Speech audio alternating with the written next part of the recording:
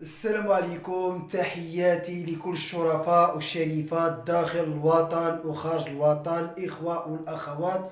اليوم غادي نتكلم على واحد الموضوع اللي هو الموضوع ديال الرياضة، ديال الصيد بالقصبة أو الهواية ديال الصيد بالقصبة، لأن كنعرفوا أن الصيد بالقصبة ليس مهنة وإنما مجرد هواية أو رياضة. واحد مجموعة ديال الهواة ديال الصيد بالقصبة في واحد مجموعة ديال الأماكن هنا بإقليم المضيق فنيدق. كنتكلموا على بليونيش وفنيدق وحتى على الشريط الساحلي، المركبات الساحلية. كنتكلموا على ريستينغا، غرانوطيل، واحد مجموعة ديال المناطق إخوة الأخوات، زيد عليهم الفنيدق أو الرينكون، من داخل مدينة ديال الرينكون المضيق.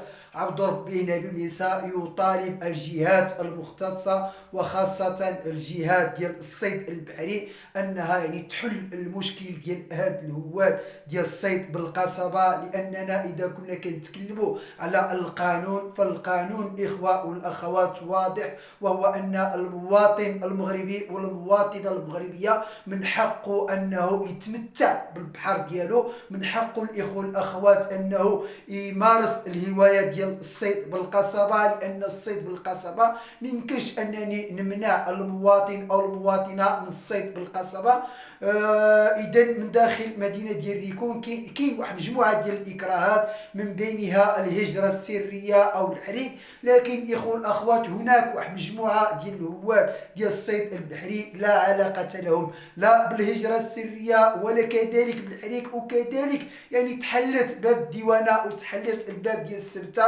العديد من المواطنين والمواطنات ساكنه المضيق بنيدق لم يدخلوا الى سبته المحتله. ماشي كل واحد كيقصد الموجه ديال البحر، او كل واحد كيمشي مثلا يبحر ولا يمشي يصطاد بالقصبه ولا يمشي يغطس في البحر راه باغي يحرق. كاين اللي عنده وليداتو، كاين اللي عنده الشغل ديالو في المغرب، كاين الاخوه الاخوات اللي ما عندوش الفكره ديال الحريق في راسو هنا في المغرب، وكذلك الاخوه الاخوات كاين اللي عنده اسر ديالو، كاين اللي عنده مسؤوليه، كاين الاخوه الاخوات واحد مجموعه ديال الامور فيما يخص الدخول الى سبت المحتله او الحريق. لانه في اخر المطاف بغينا ولا كرهنا راه القانون واضح. انني نجي للبحر وتقول لي حقا هناك تعليمات منع الصيد بالقصبه مثلا بليونج ولا واحد مجموعه ديال الاماكن، راه القانون خصو يكون مكتوب على ارض الواقع من خلال واحد مجموعه ديال النصوص. اذا من داخل مدينه ديال ريكون هي رساله كذلك للدوله المغربيه او الجهات المسؤولين في الرباط انهم يحلوا هذا المشكل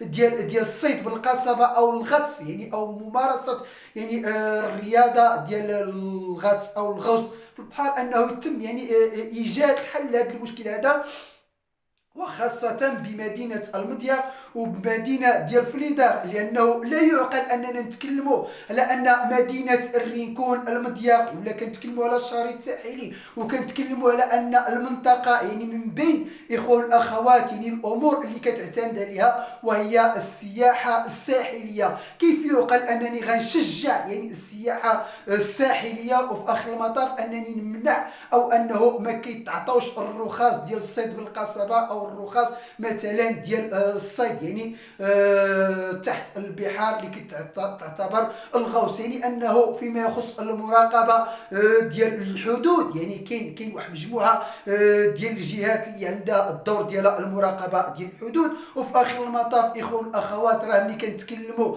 على البحر ديال ريكون والبحر ديال كاستياخو ولا البحر بصفه عامه، انا شخصيا ازور البحر يوميا. لانه كاين انسان ملي كيطلل على البحر ولا كيزور البحر، راه بالنسبه له هذاك واحد الدواء، واحد العلاج نفسي، وكذلك اخوه الاخوات واحد التنفيس على واحد مجموعه ديال الامور. لان عارفين ان المنطقه فيها غلاء، فيها واحد مجموعه ديال الاكراهات، فيها هذه، وكاين الناس اللي عندها اشغال ديالها وعندها الشغل ديالها، كيكون عندها واحد الفرصه باش انها الاخوه الاخوات تمشي ترفه شويه على النفس ديالها في ذاك الوقت الوقت ديال الصيد، وكنعرفوا ان هذه المنطقه يعني مثلا ديال بليوناش ولا واحد مجموعه ديال الاماكن يعني كتكون فيها واحد مجموعه ديال التيمبورادات، مثلا كتلقى ديال بونيتو ولا ديال الميربا ولا ديال هادي كيمشيو الناس يصيدوا. اذا من داخل المدينه ديال رينكون المضيق شمال المغرب الرساله الى عماله المضيق فنيدق، وكذلك الرساله الى الوزاره